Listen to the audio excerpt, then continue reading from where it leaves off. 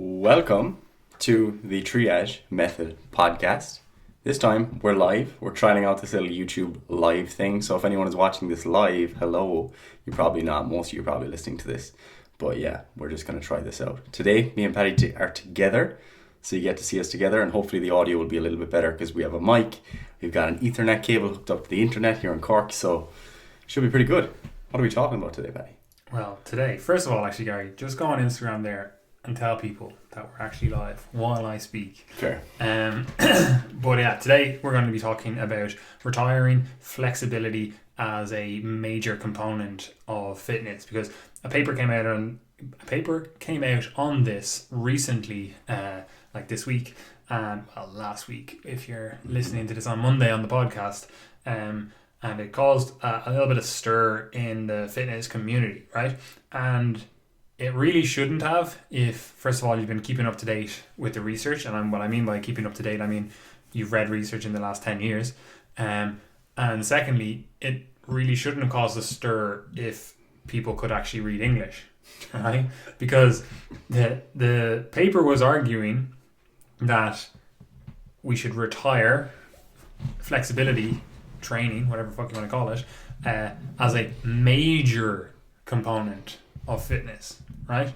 And everyone effectively took that as we should retire flexibility as a component of fitness, and they just completely left out the major, right? Like, and we were talking to people online, in DMs or in like on Facebook and different places, and everyone who was arguing against it just refused effectively to identify that, you know, this word was the key that to the whole sentence, to the whole message, right? And all their arguments would effectively come around as saying, oh, here's an incidence, or here's a population, or here's an individual, etc., that could benefit from flexibility training, right? And that was the same position or argument, standpoint, whatever you want to say, as what the paper was claiming, right? But because they literally just read retire flexibility, oh no, I disagree with that, right? And I'm going to state my implicit biases going into this whole discussion we're going to have. Like, I actually really like flexibility training, right? Like, again, like I've said it before, like for certain populations, a population of which I am in, we do Brazilian Jiu-Jitsu, you know, can be hugely valuable, right? And again, in certain circumstances, hugely valuable can be a great component of fitness to have in your overall program, you know? But does that mean, like, again, I'm saying I like it. I like training flexibility. I think it's really soothing. I think it's nice. I have both splits. I have a near, quote unquote, perfect, you know, back bridge. You know, I basically have hypermobility, right? Like, I even do flexibility training on my wrists, so I can't be wrist locked in jiu-jitsu. Like, it's impossible now. I can literally have like thumb to wrist, can't be wrist locked. But anyway, so I think it's great. That's my bias going into this. But still, I don't think it's a major component of fitness. You know, I think it's a minor component that could benefit certain populations and can be used in an intelligent manner if, you know, the population or the specifics demand it. You know, I think it shouldn't be contentious. You know? But anyway, Gary, what are your thoughts? Set the scene. What's the discussion? Argument? Whatever. Yeah, so I thought this was interesting because, like, coming from the background of like both personal training and physiotherapy, when I look at the kind of landscape of maybe the people who I would follow, who I think would be up to date in the research, and, you know, their recommendations are generally pretty sound. You know, most people would have already kind of had this stance that, you know, yeah, flexibility and the tools that are often used to attain better flexibility is not something that needs to be at the top of our hierarchy, you know, when we're giving people recommendations, you know. Like, that's the case most of the time. And that would be most people's stance. It's fairly reasonable. Obviously, there were some people who still have, you know, some beliefs about maybe you need to stretch before you work out to prevent injury and that sort of stuff. But they're kind of peripheral views that, like, it's not that big a deal at the end of the day. So I think like when I read this paper and I shared it and I saw other people sharing it, I was kind of like, oh yeah, this is a fairly reasonable stance. Fair play to this guy for going to the effort of, you know, putting together some of the research that we have to show that like this probably isn't the most important for most people. However, as you said, most people read that as saying that flexibility doesn't matter, stretching doesn't matter, you should never focus on it, range of motion is irrelevant. And then people start to present you with these kind of niche circumstances whereby I think most people would agree that flexibility is a more important consideration, you know. For example, if someone has gone through some sort of surgery or they've had some sort of injury that has reduced their range of motion, regaining range of motion is still a priority. Flexibility is part of that. There are different tissues and systems within the body that are going to contribute to that. But at the end of the day, no one was suggesting that range of motion was irrelevant and something that we should just never focus on again. So I think you do have to kind of read between the lines there. And as you said, one of the big words in the title of the paper and presented throughout the paper, I thought, was that it's not a major component of fitness. And when we're thinking about like what a component of fitness is, you can think of maybe more sport-specific components of fitness, which would be our typical maybe muscle strength. Maybe you could say something like power or explosive strength or high velocity strength or whatever way you want to think about it. You could talk about your aerobic fitness, and then something like flexibility might come in there as a kind of maybe a sport-specific component of fitness. And then you've also got your health-related components of fitness, such as a very obvious one for most people, like body composition. Like that's still a component of fitness to some degree. And when you start to think about all of those things and you start to think about what we would want to recommend as a major component of fitness for the vast majority of the population, we have a lot of evidence to suggest that we should be definitely recommending that people engage in resistance training and focus on increasing their muscle strength. One of the things that we know as part of that is that flexibility, or more specifically like joint range of motion, tends to improve as a result of that, and people are stronger across a larger range of joint ranges of motion. So that's kind of happening there already, and most resistance training that is carried out well and carried out across a wide variety of exercises tends to take most joints through most of their range of motion anyway. So when you start to think about that, you can start to get an idea of why people would say, oh, well, we don't need to necessarily consider it or recommend it as a major component of fitness, because if someone engages in the rest of our recommendations, their flexibility is probably being taken care of. Now, if you have never exercised, for example, someone in an ICU, in the intensive care unit, they're immobile, you know, focusing on just joint range of motion on its own and you're still putting muscles under tension with stretch, that might even maintain a little bit of muscle mass, you know. But again, very specific situation, and I certainly wouldn't consider that to justify it being a major component of fitness per se. Yeah, I think we should actually just take a little bit of a step back and first of all discuss flexibility, right? Because then we can kind of go, okay, in these situations it's a good idea, maybe in these situations it isn't a good idea, maybe a few different modalities of stretching, whatever, we can discuss that stuff, right? However, we then need to go on to and actually discuss, you know, this topic of the components of fitness, right? So we'll discuss flexibility now, then go on to different components of fitness, and then because we've talked about it before to an extent, you know, the different parts of a training program you might design. You know, we've talked about that kind of stuff before in terms of, you know, these are the things programming wise you should be thinking of, and you know, this is how we set up a program, and maybe we haven't touched on flexibility, integrating that into it as maybe we should have before, you know, because again, it wouldn't be, for us at least, a major component for the vast majority of people we're working with. So, you know, maybe perhaps we're being disingenuous and we're just getting our biases here tickled, you know, because it's like, oh well, we don't program it as a major component of fitness, right? However, even people who say they focus on flexibility as a major component of fitness, realistically the majority of them are actually focusing on strength as a major component of fitness, right? And that'll make a bit more sense when we kind of discuss flexibility a little bit more, right? So Gary, you are a physiotherapist, a qualified certified physiotherapist, right? Please. So what is flexibility, right? Discuss it in, I suppose, layman's terms, but then maybe give us a little bit of the science behind it. So like flexibility, what's the story? Yeah, so like I suppose like your kind of baseline 101 like understanding of flexibility would be, the range of motion through which your joints can go. Very, very simply, but it is more specific than that, of course. Typically when people start to kind of subdivide like what we actually mean by flexibility, you're talking about the range of motion your joint can work through essentially passively, more or less. So it's you using some sort of external force, whether it be, for example, in a hamstring stretch, pulling on your toes to try and get into the deepest position you can, or whether it be maybe a therapist pushing your leg into a straight leg raised position and seeing how much range of motion you can get. That's typically what people are talking about when they talk about flexibility, or at least that would be my understanding of how most people would understand it. It's that we're talking about a sort of a passive quality of your fitness, a passive quality that describes how much range of motion a given joint can work through. That's different to something like what someone might call, your active range of motion, or quote unquote mobility, which is more so the range of motion that you can actually work through yourself. So what can you actually control? So an example of that would be a passive example would be someone taking your leg into a straight leg raise, pushing it as far as they can go, and see what joint range of motion we can attain.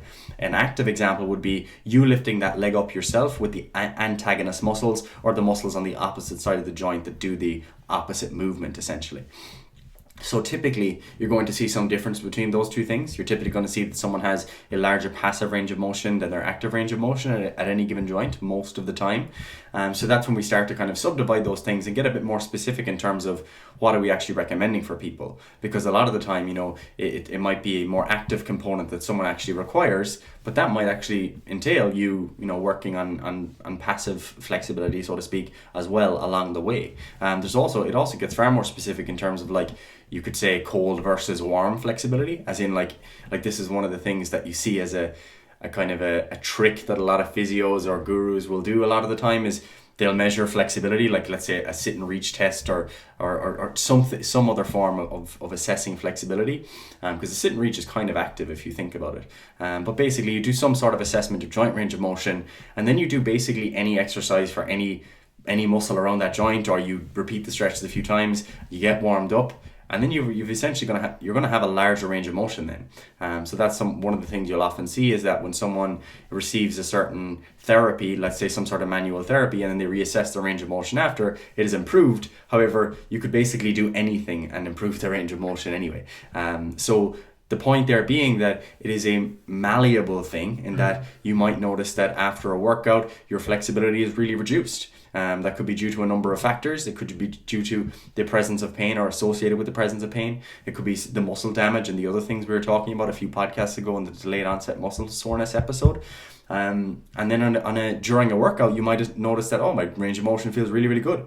And you might notice that it's a really cold day, you're cold, you're tired, you're stressed, you haven't slept well, and you could just feel a bit tight, bit stiff, and maybe your flexibility might actually be reduced. So and that's obviously not hard and fast as well. Like again, like you could be during your workout and you could be like, okay, they said blood flow, they said movement could enhance my flexibility, and you could actually notice a decrement. I've got too much blood in the muscle. Pump. Yeah, you're just like ridiculously juicy pump. Like we always get that. Yeah, yourself. But then your flexibility and even your mobility may be impacted by something like that. Yep. So again, it's not a cut and dry thing, but I think you are right in identifying that when most people are talking about flexibility, they do kind of marry a few different things together, and they're like, oh, flexibility and mobility, and they kind of effectively put those two things together. And in my mind, I'm like, mobility is just like resistance training. That should be mobility training. Like that's I don't see there shouldn't be a key difference between that. Now, you might do some certain things which are not being hit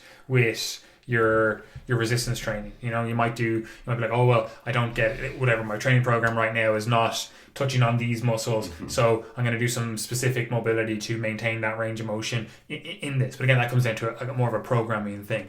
But what most people are talking about, and again what this paper is talking about, now I already read it quickly earlier on in the week because I still had exams, so I didn't fucking dive deep and look into every single last thing, every reference they did or whatever. But they were talking about flexibility, right? And again, flexibility is, like you said, it's more of a passive thing, and that doesn't mean that it's not actively done. And what I mean by that is, like, it's passive in terms of, like, if I get your wrist and I go like this, like that's passive for you, right? But when we're talking about active, it's like you can't put your hand into that position. Like there's no, like the range is different. Like I can passively move you into this range and you can actively go to that range. But we could get you to do a load of like, we're going to do some reps here, or we're going to do some like resist this, you know, or resist it this that way. Would improve. And it would improve then. You're like, oh my God, like you fixed my wrist flexibility, you know? So again, like you have to take that whole thought process into the discussion going forward, that what we're talking about is flexibility. It is somewhat passive, but that doesn't mean that it's so clearly delineated from the mobility stuff. And obviously, even though it's a little bit hard to fully cut them between, it's like this is flexibility and this is mobility. And again, this is why the discussion starts going in between like, oh, it's flexibility and it's mobility. It's like they're so interrelated that it's very hard to pull them apart. But effectively, we're doing this by saying that one is passive and one is active, right? Even though obviously they play into each other, they enhance or detract from each other, right? So you can, in your head right now, whether you are just a layman listening to this or you are a coach, a high-level coach listening to this, you can think in your head, be like, all right, well, I know for certain populations that I have, that I'm dealing with, certain people, that either flexibility or mobility work for them is going to be a good thing for whatever given situation. Again, you might have a power lifter, they might have some tight ankles and or knees or hips or fucking, again, tight. They're like, oh, I don't have the active mobility to get in there. But you're like, okay, well, we have this sport that demands these ranges, so we're going to have to go beyond what you actively can control. Now, again, we can make an argument that that's a bad long-term decision, you know, potentially. But again, it's like this is what your sport demands. And again, if you're saying I want to be good at this sport or, you know, do this sport, then that's what your sport demands. It's like you have to have a certain amount of flexibility or mobility to do that. So working on it, if you don't already have it, is probably a good thing, you know? So again, you might have someone who might be like, okay, cool, we're going to stretch out your ankles before we go into your squats. Or again, your bench press, you're like at the bottom range of my bench press, I don't have the strength for that, the range for that. Maybe we do some stretches on your pecs and stuff, so you're like, I feel a little bit more open going into that. Or again, your wrist in the bench press, you're like, I don't have the range for different things. Again, I'm just taking powerlifting as an example, but you could take it as like, again, like we do Brazilian Jiu-Jitsu, so you could easily say like, oh, there's a huge flexibility component of that. Like again, like, you know, like yourself, where it's like you actually want to have as large a passive range of motion as you possibly can, because it gives you so much more time to maneuver in Brazilian Jiu-Jitsu. Now, you could also argue that ideally you want to have that as active range of motion as well. I'd be like, okay,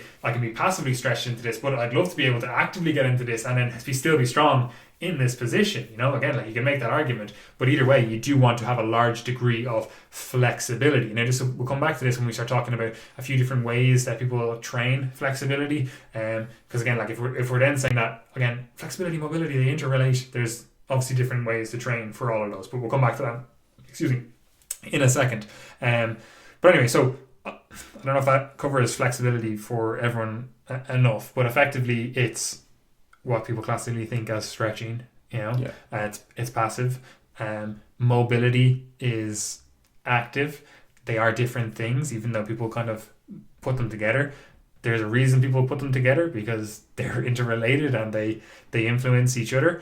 But yeah, do you think that covers everything for flexibility? Just as a concept? Like as you said, you take all these different fitness qualities, and a lot of them are inherently like interlinked, and it's hard to like you can totally subdivide them all for like, especially for like an academic pursuit, if you're trying to really measure things precisely, great. But for our kind of real world discussion, like using those definitions of flexibility and mobility is perfectly fine, you know. And as we said, there's still going to be a crossover with things like strength training. For example, if I'm doing a paused RDL at a deficit at the end range of my hamstring or my hamstring length, then you could argue that that's a stretch, so to speak. You know, I'm doing some sort of stretch that's pulling me into that position, but you're also still doing active work with a lot of muscles very clearly. It's not a passive movement. So that's why there is this kind of crossover, and why we're probably going to make the case for saying that, look, most people probably don't need to stress too much about worrying, do they have a flexibility program, you know, or it doesn't necessarily need to be in our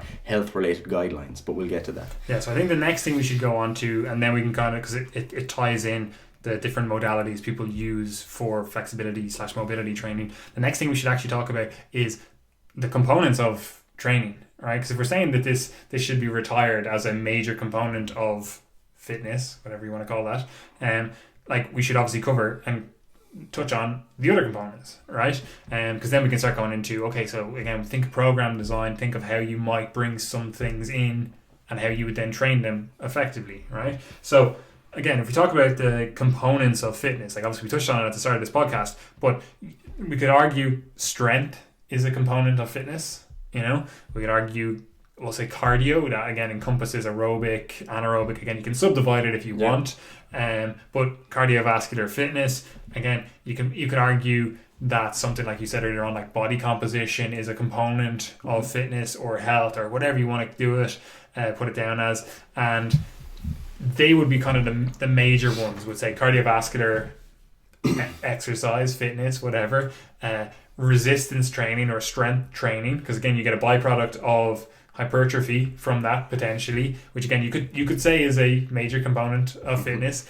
But also you could also then subdivide that into body composition, you know, increasing muscle mass and decreasing body fat, you know. Again, you could either put the hypertrophy in with the strength training or with the body composition. Yeah. It really, again, these are not clear cut, but in my mind I'd be like, they are the major components of fitness. Now obviously that goes under a bigger topic of, you know, health and fitness. That's the whole industry that we're in, is health and fitness. So even though we're talking about this, like obviously they do also relate with the other and potentially bigger component, which is health and fitness. So again, it falls under the bracket of health, and this is why generally we talk about, you know, the three main goals of people in the health and fitness industry. It's, you know, improve body composition, improve performance, again, whatever that means for you. It could be mental performance, it could be cardiovascular performance, it could be, you know, muscular strength performance, sporting performance, whatever. Could also be flexibility performance if that's the thing that you want to do. Speed, agility, anything, like whatever, things, like all those qualities, right?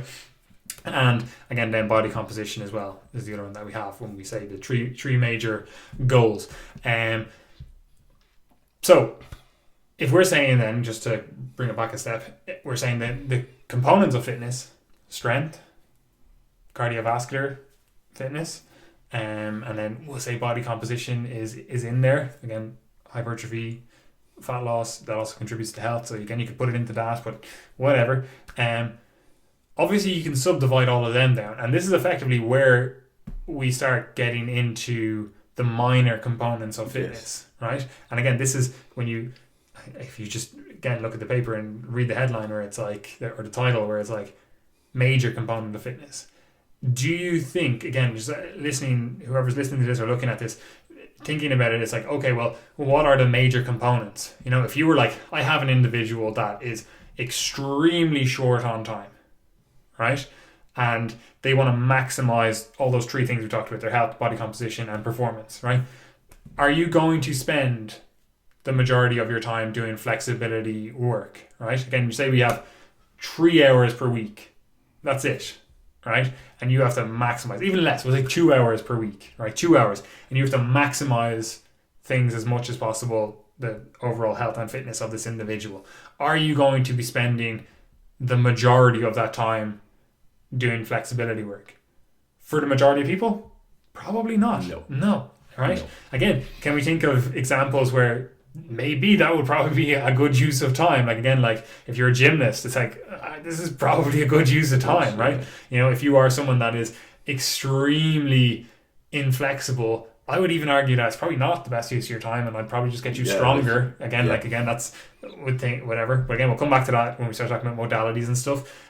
But you can make arguments for certain individuals where it's like, yeah, okay, cool, this actually does become a major component of fitness. But for the vast majority of people listening to this and just in the world in general, you know, the major components of fitness, if you were to be like, we need to maximize things, it's like get stronger and get fitter in terms of cardiovascular fitness. If we can achieve those two things, again, like we can break down what that means for that individual. But those, in my mind, are the major things, because obviously that impacts the body composition stuff, assuming the diet is on point and everything. So in my mind, at least, and again, you as an individual listening to this, or you, Gary, here, are more than entitled to have a difference of opinion on this. But in my mind, the major components of fitness are strength and cardiovascular fitness. So what are your thoughts on that?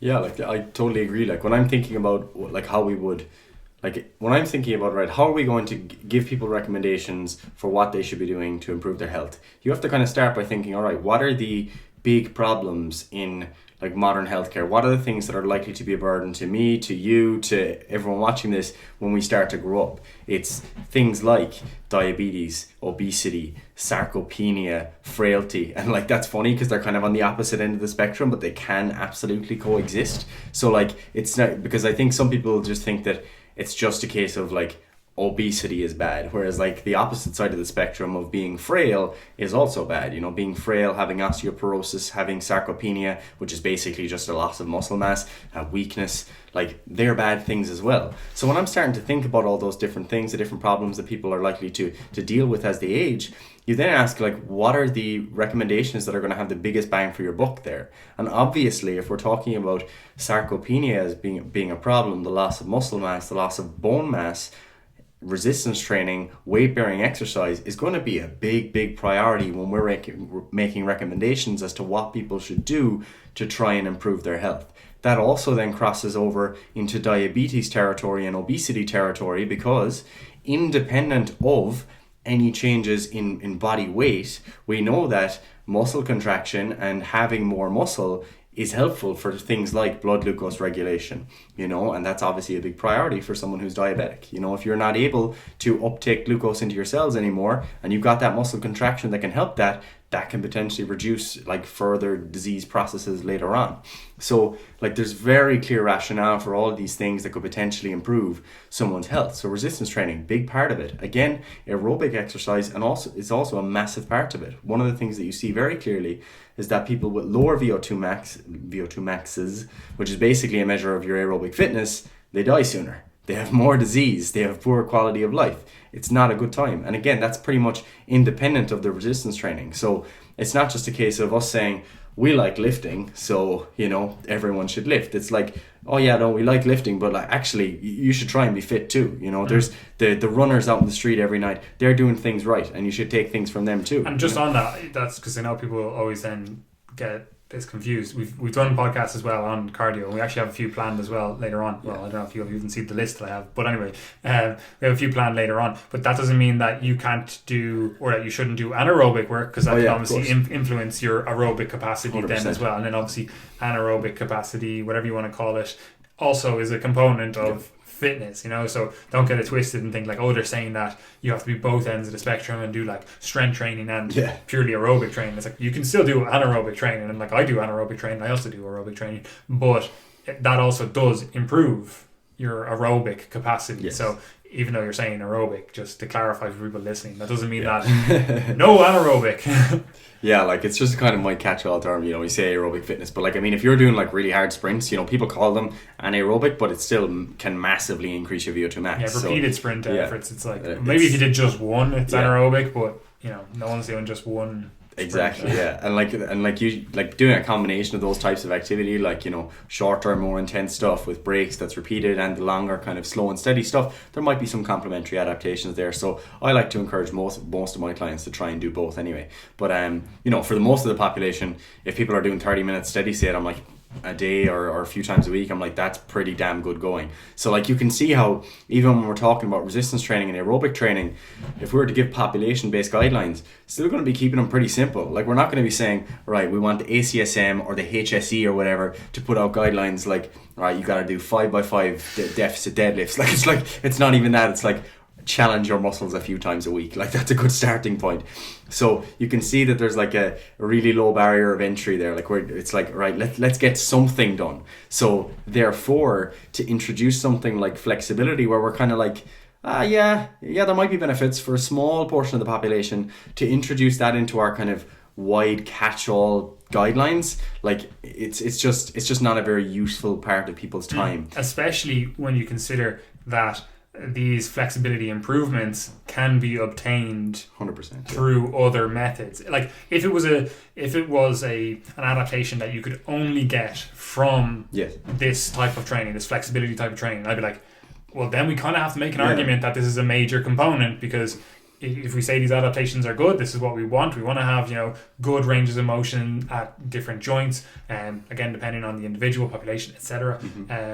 But if we can't get that in any other way, then that has to become like flexibility training has to become a major component then. However, you can still get improvements in flexibility by doing something like resistance training. You can even get it by doing something like aerobic training or anaerobic training, you know, especially people are like, oh, well, I have like tight ankles, tight hips or whatever. And it's like, okay, well, if you go out for a run, like you're probably going to go beyond your capacity to load those tissues. But effectively, if you do have tight calves or ankles or whatever you want to say, and you go for a run, like you're probably going to be in bits the next few days, but you've actually just done a huge amount of passive flexibility work because you've used the force. Well, say it's active flexibility work then, active, passive flexibility work, whatever you want to call it, because you've effectively used that downward strike of, you know, your foot hitting the ground to stretch out your calf every single time, you know. So you probably go walk home and you're like, fuck, my calves, like they're in bits, but you've just done a load of flexibility work for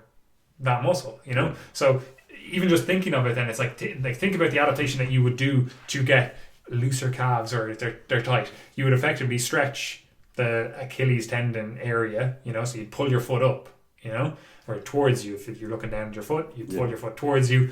Cool. You're like, okay, or you may just have it that elevated and push your heel down. Both of those things, that's effectively what would happen if you were to go for a run, you know. So it's like this flexibility stuff is still being done with other methods, you know. Especially it's easy to see how it's being done with like resistance training or strength training, whatever you want to call it, because you can see that you're clearly actively going through these ranges. Like you do something like you're like, oh, my hips are tight. If I get you to go through a squat movement, it's like we just stretched out everything in that area, you know. Or like you said earlier on, you're like, oh, my hamstrings are tight, and like you do an RDL or something, it's like you're stretching out that area. That's exactly the exact same as, you know, you see someone who, oh, what's your hamstring stretch? And they put their foot up, elevate their foot on something and effectively hinge at the hips. You know, it's like, this is the exact same thing you're doing in like an RDL, you know? So it's like, okay, like again, like it's being touched on with the resistance training or even the anaerobic or aerobic training, right? So again, in my mind, I'm like, this is, if it's being touched on with other things and quite effectively, you know, then it can't be a major component of fitness. If at best, it's a minor component. Yeah, absolutely. Like, I mean, you want to ask yourself, like, especially when we know that most people do not reach the exercise guidelines, it's not about making them more complex. Like, you do not want to make them more complex for the vast majority of the population. You want to ask yourself, what are the things that give you the biggest bang for your buck? And if we can take care of a bit of that flexibility component with our resistance training, then like, boom, you're on the way. And as you said, if that wasn't the case, we'd have to think a lot harder about whether or not we wanted to recommend people, you know, do stretching every day. You know, is this worth 15, 20, 30 minutes of your day? If it was the case that, for example, for someone to bend down and pick something off the ground, we were not going to get any adaptations that were going to get us there without doing stretching, it's like, oof, that's an important thing. I might have to think about them having to do that. Same if someone was trying to reach up to the top shelf and they weren't able to get it up because they didn't have the shoulder range of motion. If that was a flexibility problem that could only be fixed by stretching, again, you're thinking like, that's something we might want to work on, you know? But when we know that's doing something like, if someone was doing a dumbbell overhead press, they're doing the same movement. They're doing it with resistance. They're getting complementary benefits in both of those things. Like similar to someone doing a deadlift from the floor. If they're practicing that and they're getting better at picking things off the floor while also increasing their muscle mass, while also getting a bit of an aerobic challenge through that, and while also, you know, increasing their actual muscle strength, then I see that as being a very useful use of our time. It's the same as us saying, you know, if we were to give population level guidelines of what resistance training should look like, I wouldn't be starting by thinking about like bicep curls or calf raises, you know. Well, maybe, but you're going to be thinking yes, definitely. You're going to be thinking about your kind of classical compound type movements that will be an effective use of someone's time if they only have 20 or 30 minutes to train, you know. So no one will be saying that bicep curls are a major component of a fitness program that we should recommend to everyone. It's like, yeah, they might be complementary, but we could take care of that, you know, challenge against elbow flexion in something like a pull down or a row. Yeah. That's also training other things. So it's about being economical and considering like what exactly we want to achieve and in as short a period of time as possible. Yeah, again, like the crux of the issue is we're talking about a major component of fitness. And again, as we've touched on, hopefully that's convinced you that flexibility work is not necessarily a major component of fitness. That doesn't mean that it's not a component of fitness. It just means that, you know, maybe your session shouldn't be equally spread. If you're saying, like, again, if the thought process we talked about before, if you're like, okay, who does this, or what does this incentivize? You know, that's what you should be thinking when you make a recommendation. It's like, what does a program look like? If you think flexibility work is a major component of fitness, then that means that you have to then make some sort of judgment call in terms of how that fits in with your other components of fitness, right? So if you're saying, okay, I want to be a well-rounded individual, and you're saying flexibility is a major component, that means if you have an hour to train, you're probably going to do 20 minutes strength training, 20 minutes cardiovascular training, 20 minutes, you know, flexibility work, right? And again, assuming that you value all of them equally, you're like, this is a major component, I want to be well-rounded, I want to be a fucking generalist, just hit everything, hit all the major components and do that. But that's not how most people are training, right? And that's not, even people that say that like flexibility is a major component, they're not training that way. They're doing their resistance training, or they're doing their strength work, whatever that looks like for them, and maybe they're layering on some cardiovascular work. And then maybe if they're like, okay, yeah, I notice my adductors are always a little bit tight for me as an individual, and I like to be able to get into these positions with these movements, so I do a few passive stretches for them. Maybe it feels good for them. Maybe they're like, I actually notice a benefit from doing this. But they're spending, you know, maybe 5 minutes, you know, on that, you know. So, and again, it's very targeted because they're like, this, I can see the benefit from this. This benefits me in X. Maybe it gets them into a better position for their strength work later on. You know, they're just like, I need a little bit of, you know, flexibility, physio magic tricks to get me into this better position so I can actually get a more effective workout. You know, again, that's perfectly fine. I would argue then that you probably want to strengthen those areas, that passive flexibility long term, so that you don't have to do that all the time to get into those good positions. You know, again, coming back to earlier, if it's like, if you always have to stretch out your ankles to get into a good position for a squat, it's like, oh, maybe a squat isn't the best for you, or maybe that type of squat isn't the best for you. Can we switch you onto something else and still get the benefits of that, you know? Or maybe can we get a higher elevation of the heel or something else, you know, rather than having to constantly stretch to get into a position that is arbitrary, unless you are a powerlifter and I don't know, your federation doesn't allow elevated heels or something. I don't know, you know. Or again, like you're an Olympic lifter and you're like, I need to do that because I need to catch in the bottomest position possible. I'm like, okay, that makes sense. But again, if you're struggling with flexibility and you want to be an Olympic lifter, I'm sorry, you're shit out of luck. You're gonna have a bad time overall, you know. But yeah, so do you think that covers, first of all, what flexibility is, touched on mobility as well, and the major components of fitness? Yes sir. Right, so we've made an argument. We're saying that this is not a major component of fitness, right? And we've also made the argument of what flexibility is, somewhat defined it anyway. How do we go about training this, right? Because I want to just talk about a few modalities of training this, and we've touched on a few. Just true strength training, you can get this. True cardiovascular training, you can get this. And then I want to talk about a few populations who may actually just benefit from flexibility. If we're saying that a general population, probably not, you're spending a lot of time on that. But obviously there are populations that's like, okay, there's some key areas that we maybe want to focus on. Here's doing it. But before we do that, we have to touch on, how do you train flexibility? Like, what's the source? You're actually a qualified flexibility specialist. Well, mobility specialist. So how do you... Well, you're actually doubly qualified because I'm also a qualified mobility specialist. I could say I'm doubly. I do yoga. I've qualified in yoga as well. So you just have a physio degree. So we'll put it out to you. You know, people are going to come to a physio and say, I have tight X. I have no range of motion or limited range of motion here. Well, how do physios train that?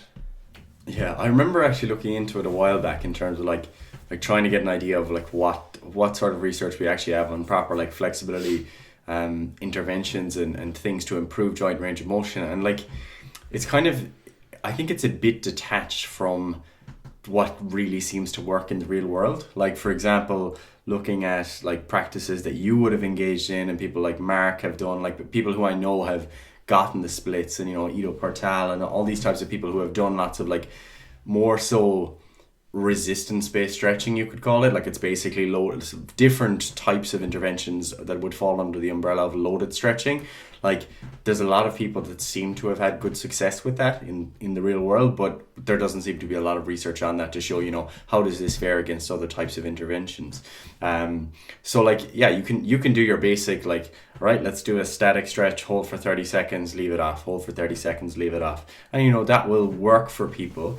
And there's multiple different mechanisms proposed as to why someone would have an increase in range of motion after such intervention. So like, yeah, you can just do your casual kind of hold, static stretch, 30 seconds, 60 seconds, 120 seconds, whatever you want to hold it, keep it static, try and push it a little bit more into the range of motion as time goes on, because typically what you'll find is that when you're doing any sort of kind of stretching workout, the first 10 seconds you're like, oh god, this position's really difficult, but then like you ease into it, you kind of calm down, your nervous system will start to let you go a little bit further, and then you're getting further as you go through the workout. So you're starting to push yourself that little bit further, and then the hope would be that the next time you come back to do that, you'll be starting from a position that's a little bit further into the range of motion already.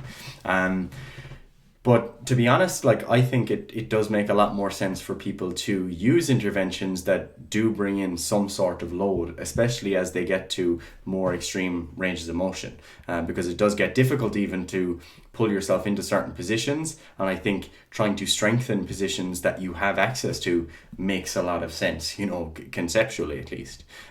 So when you went about trying to get your splits initially, I believe you did some of this sort of loaded stretching stuff. The way I look at it, just to kind of reiterate some of the stuff you just said, is like you have like your, again, like passive flexibility stuff, and again, that's generally what people think of when they think of flexibility. They're purely thinking passive with maybe an active component in layered on top of that. Like, say they might be like, oh, my hamstrings are tight. They might be like, okay, you're showing a hamstring stretch, you like plop it up there onto something elevated, and then kind of hinge at the hips while trying to keep your leg relatively straight. And you're like, oh, I feel a little bit of tension here, right? And people will generally hold that for 10 to 30 seconds, somewhere around that, and be like, oh, yeah, really stretch that out. Or they might be like, oh, my IT band is, tight, and they might do some sort of like leg over leg, fucking stretch here, and that's the kind of stuff that most people are engaging in. They're like, okay, cool, you have a tight muscle, you're going to effectively put that muscle into a lengthened position, and whatever that looks like for that individual muscle, get into some contorted position so that you can lengthen that muscle, get into that lengthened range, and then hold that for 10 to 30 seconds, right? And that's what most people consider flexibility training, stretching, However, there is much more beyond that, right? And you touched on that. First of all, the first thing which I'd like to touch on is that whole neurological aspect, because a lot of flexibility training is effectively just overcoming, we'll call it neurological inhibition, right? Your muscle as a separate entity to you is effectively communicating with your nervous system, again as a separate entity from you, and then saying, I feel I'm in danger here. I'm in a lengthened range. I'm fearful in this position because I'm not strong in this position. Your muscle knows that. It's like, oh, there's tension on this muscle here, because again, even like passively, you just put your leg up on the counter here and kind of leaned over. You're like, there's tension on that muscle, and your muscle's going, oh, I'm scared, right? And effectively, you have to get over that communication. You have to let that muscle feel confident in that position, that you're not going to all of a sudden jar forward, or you're not going to really push deep into it, and effectively that's the first step with all stretching, right? And first of all, most people are not getting that because they're only holding things for 10 to 30 seconds. They're never getting into that, we'll say past the 2-minute range where their body's like, okay, this is safe, this is not a dangerous position, Again, like, think about, like, that would be the same as doing one squat and being like, oh, I'm done with squats. No, we're done. Fuck it, I can't do them, right? You've never actually given that muscle in this context, or that movement, time to actually, feel confident doing that, right? So again, that's where, first of all, most people are getting it wrong. They're not holding things for long enough if they are going to engage in static stretching, right? It needs to be longer, right? But then the next thing on top of that is, which I think is really beneficial, this is how I would start someone off on a flexibility journey if it's like, this is a major component of your goals, right? Again, you're a gymnast or something, right? The next step then is, we'll call it active passive stretching. What I mean by that is the antagonistic muscle, like we were saying earlier on. So the opposite muscle, you would then do some sort of contraction for that, right? And it's actually very easy to see. This is actually a really good way of enhancing certain resistance training exercises as well, but we'll come to that in a second. If you were to do, say, again, that hamstring stretch, rather than just like passively kind of pushing yourself over, like hinging at the hips, if your foot up on some elevation, whatever, and just hinging at the hips, what you would then do is get into that hinged over position and then flex your quad, right? So you've already felt confident in that little bit of a stretch on your hamstring, but now what you're going to do is actively contract the quad as hard as you can. Obviously, we'll say add RPE9 contraction. And that's going to, again, put that hamstring under a little bit more load, because you're actually getting that full terminal knee extension, or again, 99% of that terminal knee extension, you know? And again, that's putting a little bit more tension on the hamstring. And for me, that's the majority of people tick the box with their flexibility work. That's all they actually need to learn to do, is actually fully contract the opposite muscle, you know? Most people are saying like, oh, my hamstrings are tight, but realistically, and this is a little bit somewhat controversial, it's like, well, your quads are probably weak, your hip flexors are probably weak, and I don't like using that kind of thought process, but for the majority of people, that is actually the issue, because they just never actually, like, you wouldn't be able to sit here and just extend your leg out in front of you, you know? Like, if you're sitting down right now listening to this, like, are you able to fully extend your leg out as if you were to do a quad extension, you know, like a leg extension machine? Like, that's effectively the movement you're doing to stretch your hamstring, right? And most people are just terrifyingly weak in that shortened position for their quad, you know, like they're just not able to get into that. And obviously those two things are related. Like, maybe they're not able to get into that position because their hamstrings are tight, or the opposite could be true, where they're not able to fully contract their quads, so their hamstrings never get into a lengthened position, you know, or like a fully lengthened position. But anyway, that would be the next step. And then after that, what you can do is start actually loading the end ranges of movement that you're in, you know. So again, if we take the hamstring here, effectively you would load that. You can load that a number of ways, right? Again, like something like an RDL, that end range position of an RDL. It's a little bit hard to do if you're tall like me, because the bar is just effectively miles out in front of you if you're trying to load it, and it's all just going to be your low back. And I should note on this, when we're going to get into some whatever you want to call it, progressively overloaded stretching, whatever, using weights to stretch, whatever terminology you want to use for this, it is never at any stage just like relying on passive tissue, right? So in this case, if you're stretching out your hamstring, and all of the stretch, whatever you want to call it, is effectively just coming from the ligaments and tendons in your lower back, because you're like just hanging off them. Like, you see people do like a Jefferson curl for this, and they're like, oh, I'm stretching out my hamstrings, and it's all their lower back is doing all the work. The weight is just hanging off that structure. Their hamstring got to its end range, and there's no range left for this to go. So the extra range has to come from somewhere, and they're effectively just hanging off passive tissue, which again may actually be the goal, but for most people that's probably not the goal. After that, again, we've talked about the hamstring here. So you're in that hamstring stretch, you're in that position, you're like, okay, I flex the quads, I'm able to do that, I'm able to hold that for 30 seconds to 2 minutes, we'll say, right? So I got over this neurological inhibition. I'm also strengthening this opposite, like opposing muscle. Now I actually want to strengthen the ranges that I've created, right? Again, you can do this in one workout. It can be a progressive thing over weeks, months, whatever.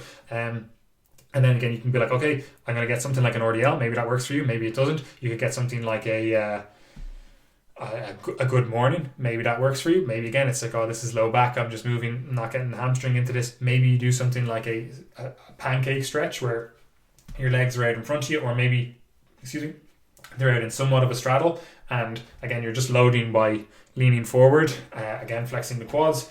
And maybe you could argue as well, pulling the toes up, although that's probably just more calf than hamstring. And then again, you'd be like, okay, cool, I've got that. I'm able to use my body weight. I'm able to effectively do a seated leg extended straddle good morning, and then you could start adding load to that as well, where you're like, okay, I'm going to put like a barbell on my back or a plate on my back, and effectively either do reps in and out of that, or if you're like, I just want to feel more confident in that bottom range position, strengthen that, and effectively use a weight to, like we were doing earlier on, effectively use a weight to, give me a little bit more range here, so that eventually when I get to this, it's like you can start bringing your hand back. You're like, oh yeah, I have a little bit more, and we just keep doing this, where it's like, okay, you can actually use a little bit more and more. You could also use that again, like a barbell or plate on your back or whatever, and do that kind of straddle pancake stretch, and effectively just lean forward and let that weight push you into a position that you wouldn't have been able to get into yourself just through active means, right? Again, that would be, a lot of people would argue or use loaded progressive stretching like that, where they just actually have a weight that forces them into a position. However, most people, like I was saying earlier on, that can be somewhat problematic, or somewhat of a problem, because people then just effectively like hang off of passive tissue, like their ligaments and tendons and stuff in the low back, and it's like that this should be on the hamstring, not your vertebrae. But then if you're like, okay, cool, you want to bring some movement into that stretching then as well. So again, like you would do some hinging effectively, like you would do a good morning, like you would do an RDL. And again, you're effectively just lengthening the muscle, getting strong under load with that muscle, and then using the muscle to bring it back. And effectively, that's, at that stage, it's no different than resistance training. Yeah, right? That's the thing. A lot of the time, it actually hasn't been different than resistance training. Even if you go back and be like, I'm just going to use the antagonistic muscle, like we were saying earlier on, like the quad to the hamstring, you need to like actually learn to flex your quads. Again, I use the example of a quad extension or a leg extension.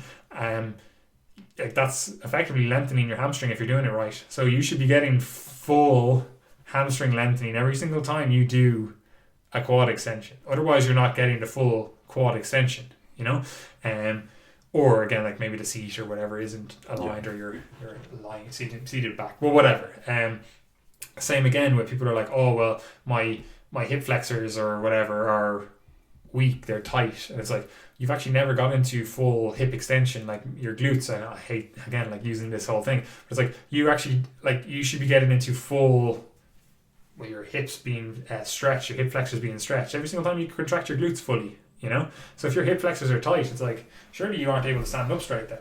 You'd have a full anteriorly tilted pelvis. But again, like you think about doing something like a glute bridge, it's like, or a hip thrust. It's like you should be able to do that. And again, you should definitely be able to do it if you say you're doing something like a lying leg curl. Then like again, it's just the same thing. You're strengthening the opposite muscle, contracting the glutes. You should be lengthening, well, fully lengthening in that case as well, like the quad from both sides, again, depending on the style of machine and whatever else. Obviously, maybe you don't have the ability to fully contract the hamstrings under load that tight. Anyway, but yeah, that's how most people would use like some sort of loaded progressive stretching like protocol. They would effectively just get stronger in aimed ranges of motion, perhaps even use a weight to get them into a little bit of more passive range than they would have been able to get into. But after that stage, and even during that stage, it is effectively no different than resistance training, because that is the exact same thing resistance training is doing. It's like, oh, we have this range, we want to strengthen this range. Or, oh, we don't have this full range, let's see if we can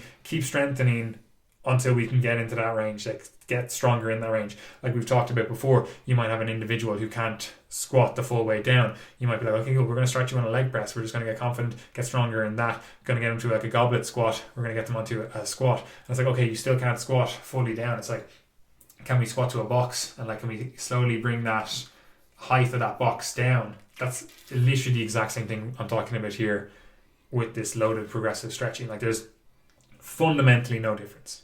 But anyway, I've been yapping on. No, I'm with you. Like, and I mean, just to get back to that point again about like how alike resistance training and stretching can be sometimes. One of the things I'll do often in my warm-ups when I'm squatting is I'll do some like pause squats in the bottom of the range of motion. I'll kind of shift a little bit to the left, I'll shift a little bit to the right, I'll force my knees out, I'll hold that pause for a while. And at that point, it's like, is this stretching? Not sure. You're basically doing some sort of stretch, but you're also applying it in a way that is specific to the movement. And I think that's really important for lifters in particular, because what a lot of people will do is they'll say, I can't do a good squat because I don't have the range. Whereas if you actually assess like their hip range of motion, their ankle range of motion, their knee range of motion, etc., in isolation away from the exercise, they have the range it's there. It's perfect. It's often about finding a technique style that to essentially navigate the range that they have, and that can come in a number of different ways. Like for example, someone might be moving, they might be only moving at the hips at the start of the squat, let's say. So they're not breaking at the knees, they're breaking at the hips, they're shoving their hips back, and they get to this point then where they've no more hip range of motion, so they can't go down anymore. So it could be the case that we want that person to break at the knees a little bit sooner, and then when you start to play around with that, you get them to push their knees out, you get them to maybe change the way that they brace depending on how their spine is set. You start to find ways that they can actually use their range of motion. So that's really important when we're talking about any sort of complex movement, whether it be lifting, whether it be dancing, anything. It's not always a true range of motion deficit just because you can't do something that involves a lot of range of motion. Often it can be a skill component. So that's why I'm really a big fan of trying to put the two together in the form of something like pause squats, in the form of something like, I don't know, your deficit deadlift. Sometimes that can be really nice sometimes for people to get used to trying to produce force in that bottom position where they're really starting to get to the end ranges of some muscles that they're working with. No need to totally delineate the two.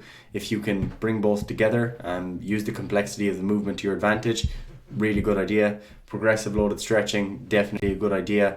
But again, the whole point of this was to say that these situations where someone really needs to focus on improving quote unquote flexibility or make it a priority in their program, they're pretty niche situations. So these solutions are not necessarily for everyone listening to this podcast.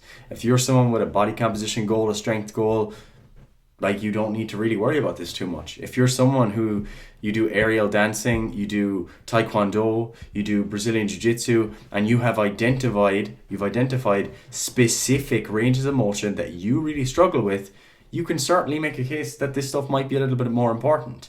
But again, you have to ask yourself how much time you actually have, because I think we've said it before, but if you're struggling to lock in your triangle in jiu-jitsu or whatever, and you think that your hip range of motion is the limiting factor, there are many people who just adjust their technique, the way they perform that choke or whatever you want to call it, to basically do it better with their range of motion constraints. So there's always ways around these things too, and you have to ask yourself, if I don't have much time available to train, would it be a better use of my time to spend an extra half an hour meeting up with one of the lads, one of the girls, and drilling triangles, or just do isolated stretches? And I think a lot of the time you can make the case for practicing the movement. And if that's going nowhere and there's that deficit is still present, that's when I'd start to think about specifics a bit more. What do you think? Yeah, 100%. Like, if you're going to effectively try to integrate some sort of stretching, because like you said, you've identified that you're a population or a person that needs this. Like, again, we'll just touch on those again, is like someone that has a huge amount of passive or active flexibility demands in their sport. Again, like you said, aerial dance, maybe gymnastics, maybe martial arts, maybe, I don't know, something else that just has a lot of flexibility demands, right? You might be like, okay, I need to work on this. Maybe, again, you're Brazilian Jiu-Jitsu and you are a fan of like 10th Planet Jiu-Jitsu, and you're like, I need to learn this rubber guard stuff, and you're like, but my hips, they feel like they're fucking cement, I need to do some hip flexibility work, knee, IT band, all of the shebang here, glutes, everything. You're like, I just need to do flexibility work for this because I really like that style of game and I want to be able to do that, right? So you've identified that you're a population that wants to do this. As Gary said, you then have to go, okay, well, like, where are my deficits overall in my overall health, fitness, and sporting performance?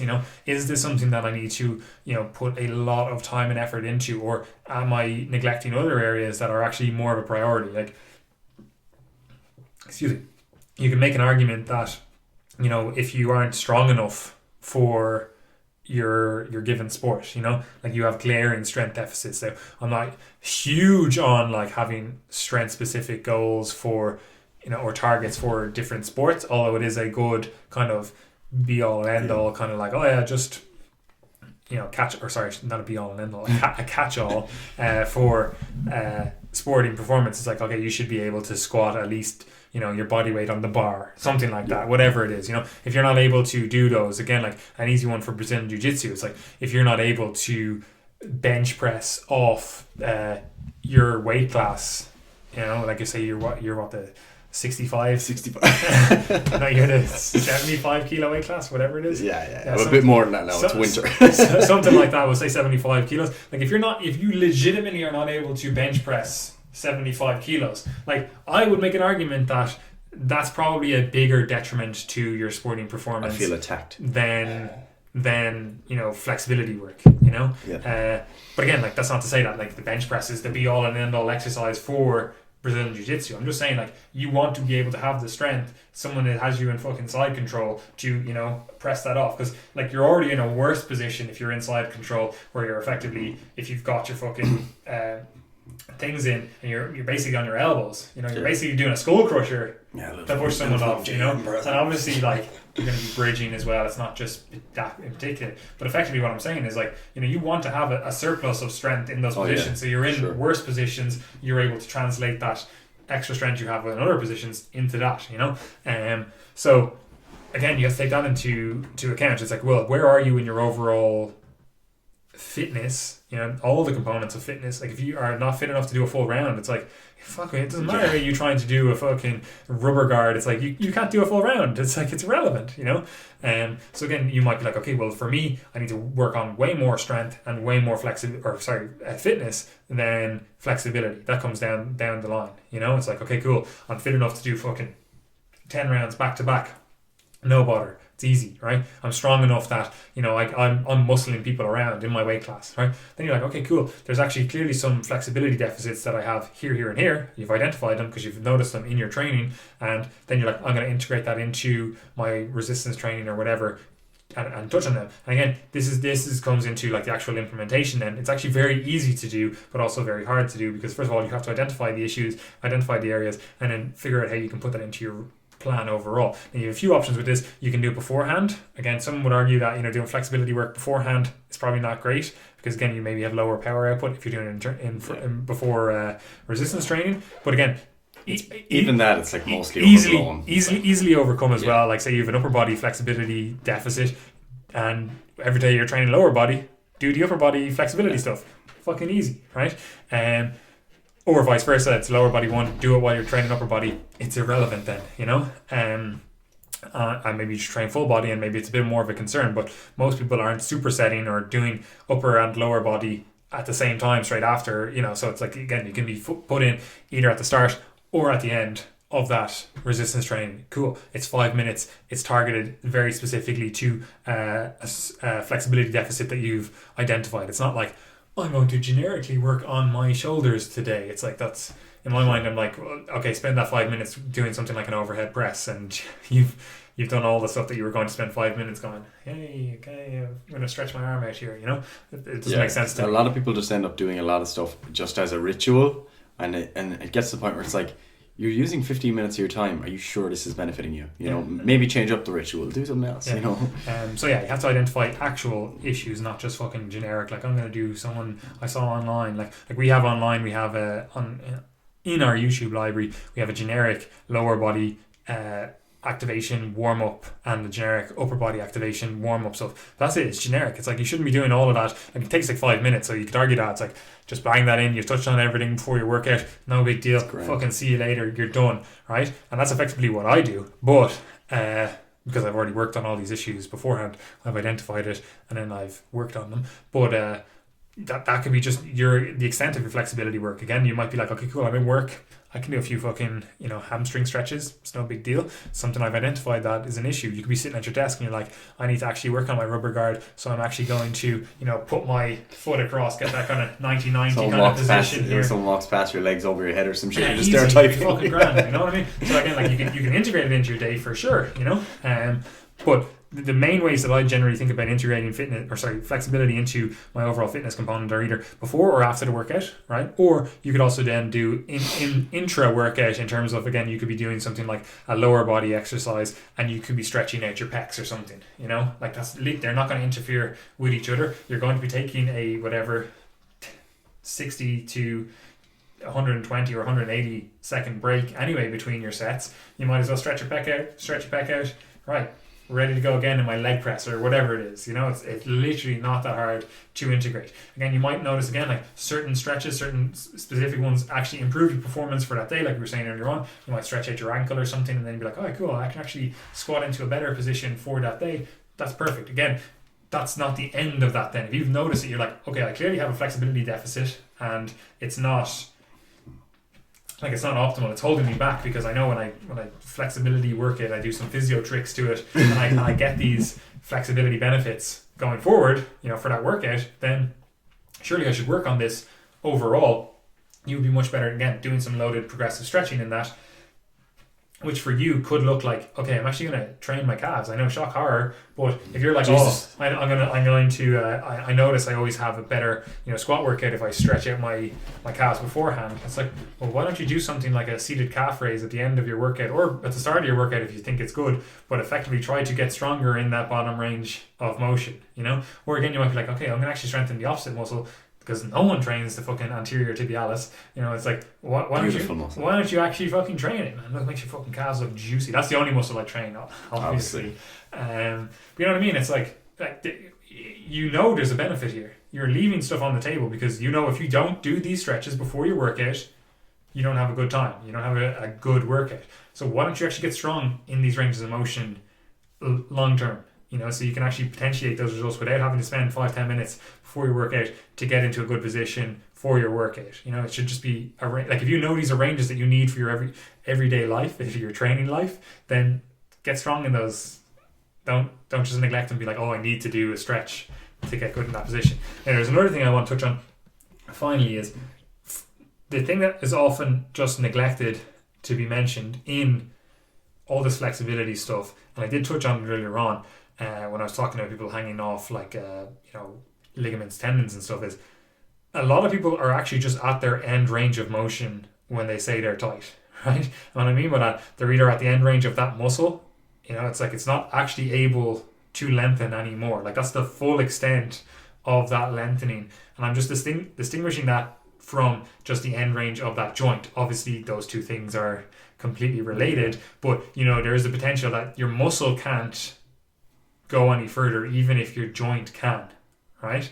For example, you might be like in the splits or something, you'd be like, well, like the muscles are front splits, you might be like, my muscles are fully lengthened here, but maybe my hip isn't, right? And what I mean by that is, you might actually be able to get, if you have that knee bent, you might actually be able to get into a deeper position, right? So if you were to do a splits and the front knee was bent, right, it's over a box or something, you might actually be able to get into a far deeper position, but you're not able to get into that position because the muscle is at its full length when you have the leg out straight, So again, those two things, but the end of your muscle range, that's a little bit less of an issue, because again, that can be somewhat worked. It takes years, but can somewhat be worked on over time, and you can lengthen that to an extent.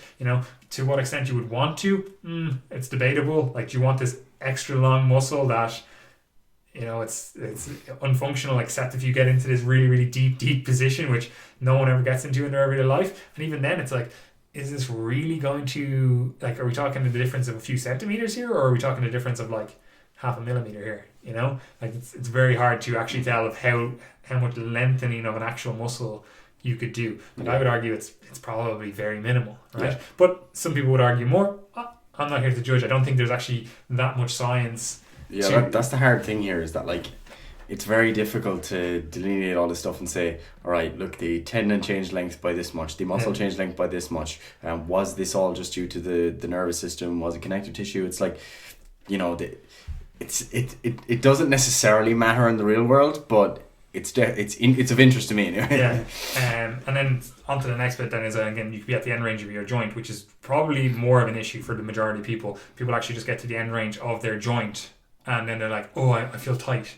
It's like, yeah, it's because it's bone on bone here. There's nothing extra, like, that you can't go anywhere. Like, the fucking femur is in, like, it can't, like, there's a ball in your hip here. There's a bone in the way. Unless you're going to chip bits off your fucking, hip, your pelvis, there's nowhere extra for this to go. It's like you're at the end range of your hip, right?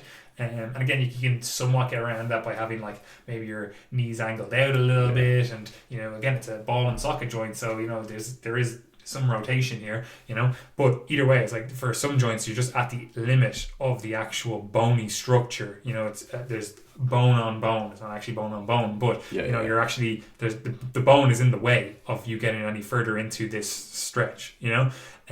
So that's unfortunately for a lot of people, that's the issue, and they're like, oh well, I want to get deeper. Like again, you might be in a squat or something and be like, I can't even get down to 90 degrees, and it's like, yeah, because you're at the end range of your knee flexion, because otherwise you would just tip forward with the barbell or something. But the main issue is you're at the end range of your hip here, right? And again, that might be because maybe you need to elevate your heels. That's something that you can then come around, because you're not actually at the end range of your hip then anymore. You're like, okay, cool. But if you were to just look at that and be like, oh, I need to do some either hip flexor stretching there, they feel tight or something, when really it's just you're at the very end range of your bone in the hip. It's again, that's in the way there. It's not your hip flexors being tight. Or you might be like, oh, I actually need to stretch out my glutes or my hamstrings. That'll get me into a deeper position. It's like, no, you either need to change your technique so that you can again stay in a more upright position, so you're not getting to that end range of motion, or again, it's like you need to just completely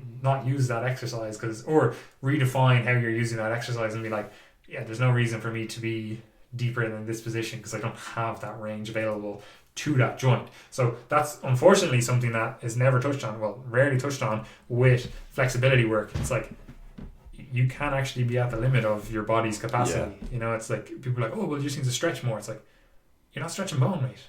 Yeah, and that is a really important point, because that was something I was going to bring up, is like your genetics do determine like a lot of this stuff, as in like most people that are going to be going into gymnastics and reach a high level, like they tend to do it at a very young age, and they're somewhat self-selected for the sport, in that it's a young girl or boy who they were really flexible, they were doing all these cartwheels and they were putting their legs over their heads, and someone said to them, oh, you should try gymnastics, and suddenly they were fantastic at it.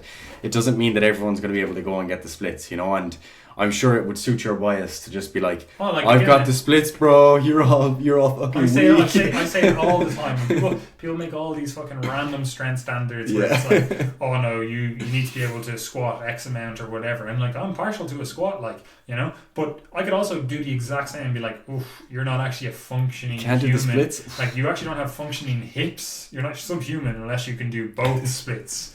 You can do fucking forward splits and a box splits. Unless you can do both of those, your hips don't work, and you're subhuman. You're not strong enough. Right? That's exactly it. Like, I could easily do that. So again, if you want to go by my biases, I'm happy.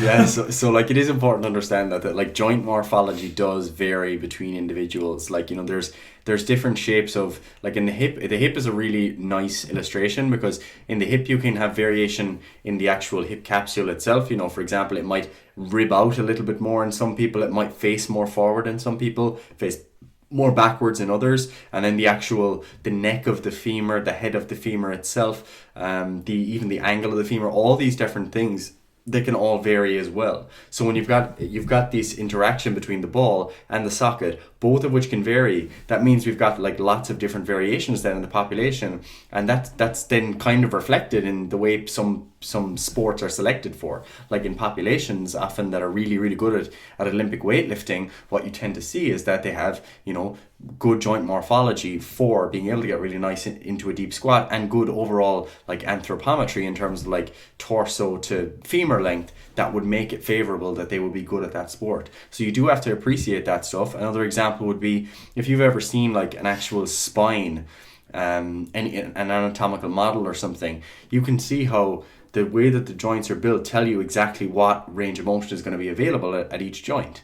And one of the things a lot of people say is that, well, you need to work in your thoracic extension, whereas though the thoracic spine doesn't actually really extend. Even in the most flexible individuals, people who can touch their head off their ass, their thoracic spine just about reaches neutral, and the extension comes from the cervical spine, it comes from the lumbar spine.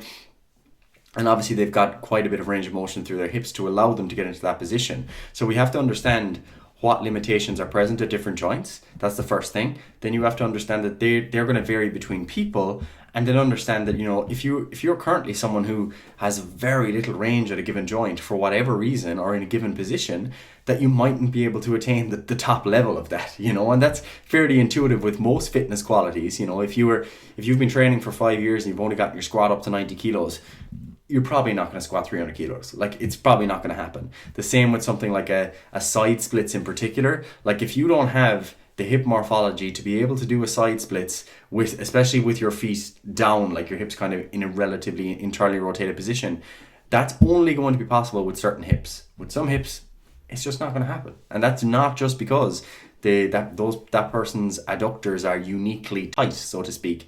It's because the hip morphology is only going to allow them to get to a certain position, and you can't really go much further after that, you know. 100% here. I think that's all we've got time for. So where can people find us?